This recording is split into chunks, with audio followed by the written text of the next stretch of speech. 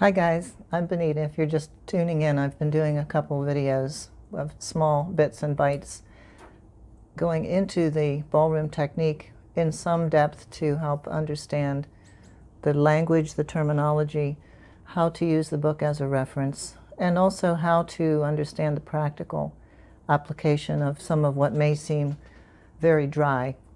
I know years ago when I was first studying for my examinations, I found it hard to really dig in very deep, and some of that was I was doing a lot of memorizing of terminology and the proper way to say things and so on. And of course I was working on my lessons more on the dancing per se, and you need to be able to pull them together, not only how you're going to say things in the examination room, but hopefully that you understand why the technique reads the way it does and how much depth you can find by studying it more in detail. So today I want to talk about CBM and CBMP, and I'm going to try not to get into the weeds too far. It's a big topic, and especially when we get into discussing it in various types of movements, let's say movements in the closed position or movements in the promenade position. Many times the CBM will be totally invisible when it's done well. In promenade, I think it's a little bit more obvious, particularly if we have something that has a zigzag quality to it, or if we're looking, for instance, at the chase and tango. It's more visible in the effect that it has on the lady's head. But too much CBM, misunderstanding of it, or an inability to control the shoulder line and the rotation through the body, then this becomes ugly. So we can have a problem with too much CBM, contrary body movement, contra body movement, cross crawl, it's sometimes called in sports, opposition. We can have too much, or we can have none, where things are simply too flat and the spine is not active in moving towards the partner, collecting the partner, commencing to turn, and so on. So that's a big topic and has to be addressed pretty much on all the different movements that we might do with a good coach. And sometimes we can get into this topic and go down a line that we don't really want to get started on. This is a problem when we're doing coaching, where we may go into a school and work with someone one time, or maybe only a couple times a year, and you don't have the time to get into depth the way you would if you have your own people that you're working with constantly, week in and week out. So things can be very dangerous. And I've run into that problem myself, trying to address the issue of contra-body movement and needing to know how to use it. And with one couple, we actually looked at the Blackpool final to watch the couples, because the couple I was working with had really no CBM at all. And what they were trying to do, it makes sense. Maybe at one time they were too wiggly, had too much going on, but they were trying to use none. And so as we watched the professional competition, they said, but I don't see it. And I said, that's part of the mystery, and that's part of the necessity of proper CBM, is you don't see it, but it makes the bodies effectively move together and turn together. Because we are an upright person, the way that we move naturally with this CBM, or this winding and unwinding in our torso as we walk. But it's not visible. We don't, unless we're running or unless we're doing fast walking, we don't see the opposition so much in the legs and in the arms. It's very, very subtle. It's only when we go into that strong locomotion or more extreme movements, as we do in dancing, where we have to utilize that more and understand it more. Otherwise, it's completely unconscious part of our nature. And that's basically what it is. It's the winding and unwinding of the torso against the legs, or the torso against the hips and legs. Now here in our technique of the ballroom technique, we have one line to explain contrary body movement. A body action, the turning of the opposite side of the body towards the moving leg, which is moving forward or back, generally to initiate turn. On the other page, CBMP is listed under positions of the feet. So we'll talk about that in a moment. So in many movements, the contrary body movement has more to do with how we use the muscles in our back. and how we'll use the muscles in our back in opposition, but it will not be visible as turning of the shoulders. So this is where we can get into problems and where you need your coach to help you with that. But that is a basic understanding of what contrary body movement is. As I said, in sports it's sometimes called the cross crawl, working in these diagonals, and a lot of sports training today is really focusing a lot on this oppositional movement and not on simply the square and flat and, let's say, strength type movements. So this builds a better athlete as well as a better dancer. So I won't get into the muscularity much today. I have done some videos where I explain more about the Alexander technique. And in Alexander technique, in more recent years, we've been studying more of the double spiral, or the helix nature of the musculature in the body and how we use the spiral and how we understand the spiral musculature allowing us to do these type of intricate movements that certain life forms would not be able to do. Like fish move in a different way than humans move. So it's very interesting. We're going to stick pretty much with this idea of the turning of, let's say, the rib cage. I'm not going to talk about the shoulders. This is usually where it's overdone. Let's say the shoulders are resting and we're moving our rib cage or upper trunk in the direction of our moving leg. And then CBMP has to do with the placement and position of a foot. So I talked about the feet in the sand, the footprints of someone walking in the sand, how we normally see the feet slightly turned out. The other thing you'll see normally is that the heel of the stepping foot is generally close to being in line or across the line of the big toe. So we can have a CBMP placement along that line, or we can have it a little bit more in the same track. But it is a foot position. We don't always have CBM and CBMP on the same step. Some people find this very confusing, so I'll attempt to describe that and use certain figures to talk about it. So we'll take one example, and this would be, let's say, for the gentleman is dancing a feather step. And you're always going to have this pattern of CBM on, let's say, call it step one. Let's say step one of the feather step. That's going to be followed by a left shoulder lead or a left side lead, depending on the terminology being used.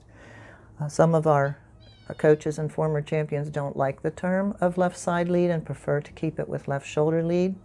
That may have been changed because people were too literal, but we're going to still make the same mistakes whether we call it something different or not. So if we say left side or left shoulder, we still get people twisting the shoulder line. So in any case, there's a CBM, a body action of a commencement of turn. In this case, the man's left side moving towards his right leg. And then the shoulder lead or the side lead. And that's always followed by a step in CBMP, and that's outside partner. So that's the normal progression of things. So that's one place that we see the CBM is happening on step one. The CBMP is showing up on the third step when we're outside partner. Normally, all steps outside partner are taken in CBMP. They're taken on the same line as the other foot. If our feet are too wide apart, then what happens is we lose our position. There is an exception to that rule, and this is a good thing to point out when you're studying the technique. It's also sometimes asked in the examination. Step 3 of the fishtail. This is the only figure where we're taking a step outside partner. It's a very small one, and it's not in CBMP. So what happens there is, as let's say from the gentleman's point of view, as he crosses his left leg behind his right to go into the fishtail, then he moves his foot very slightly, which uncrosses the lady's feet. If you're not familiar with the fishtail, then this won't make any sense to you. And the fishtail is often done incorrectly. Many people copy what they see and don't actually understand how to dance a fishtail. So that's a little confusing because some people dance a fishtail almost like a twinkle type action.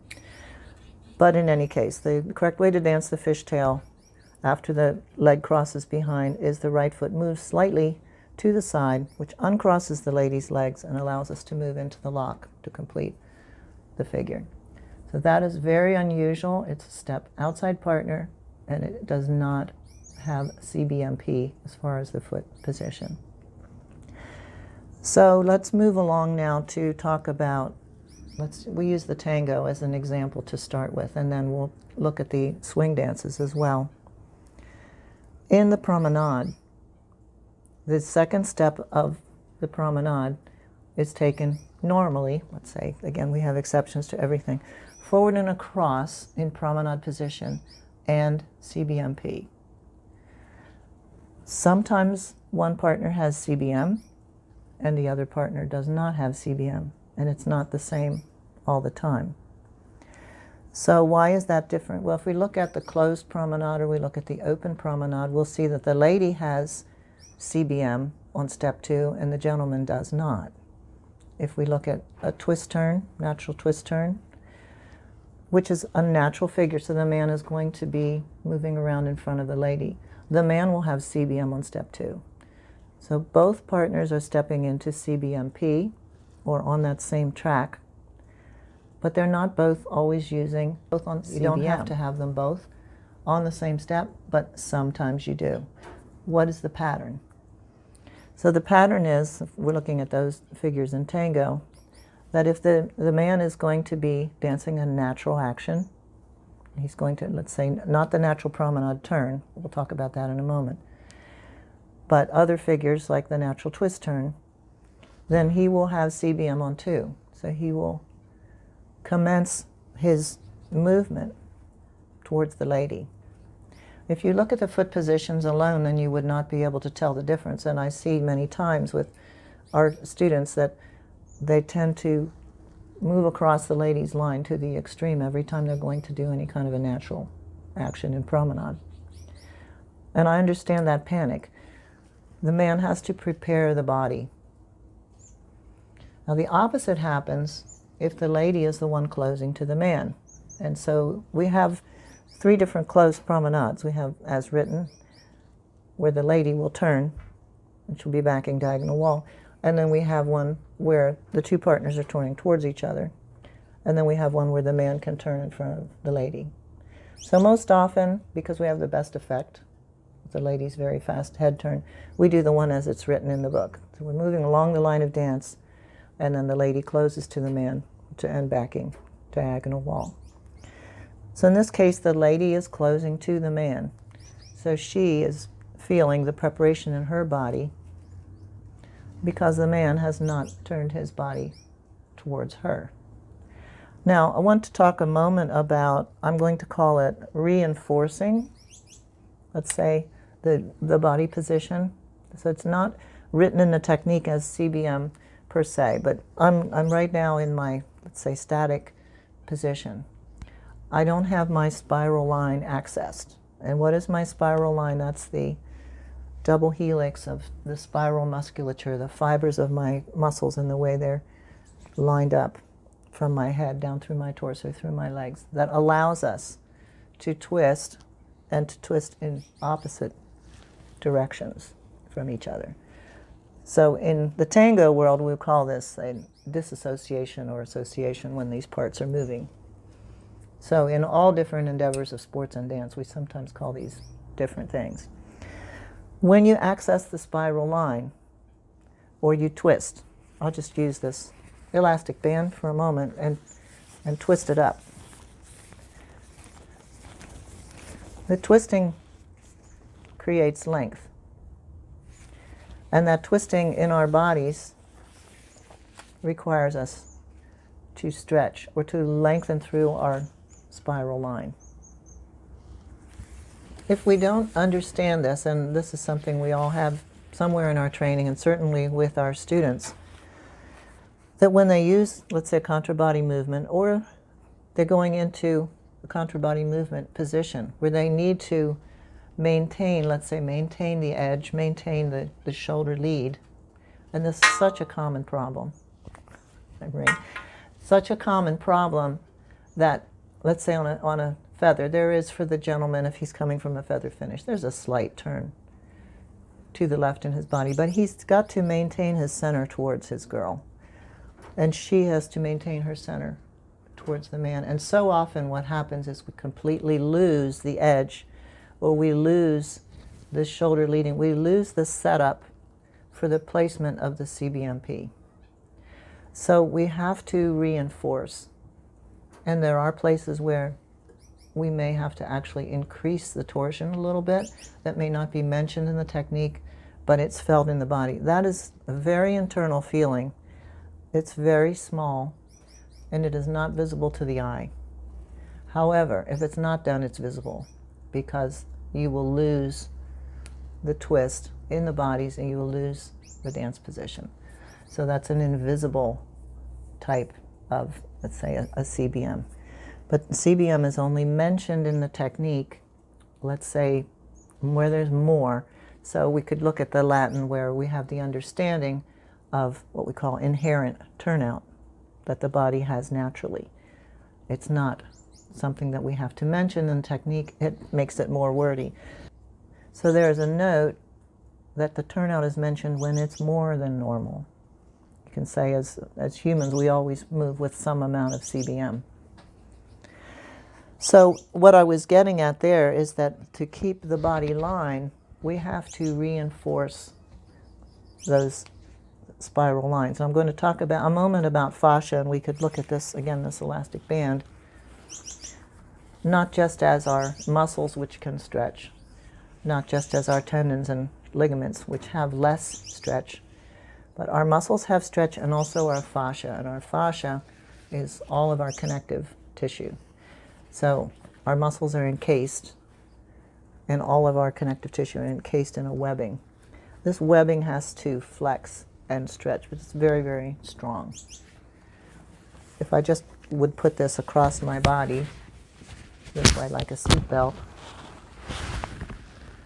if I were to rotate, let's say I'm rotating them towards my partner in Promenade, my spiral line is accessed and my spiral line is being stretched. If I don't put the effort to stretching it, I will cave in. So this is part of the discussion of CBM. It's not something we talk about in the examination room, but it's helpful to understand that when you take the body out of its flat single plane, and you start using the rotational planes, and you start adding the sway plane and all these other actions that we need to do, those spiral lines need to stretch. They need to be reinforced, or will collapse. So now we're getting into the discussion, let's say, of how the true CBM that happens in our body all the time is essential in maintaining our posture, because we have to know when to access it. And this can feel like you're doing more CBM in the promenade positions, because you're actually also doing a stretch.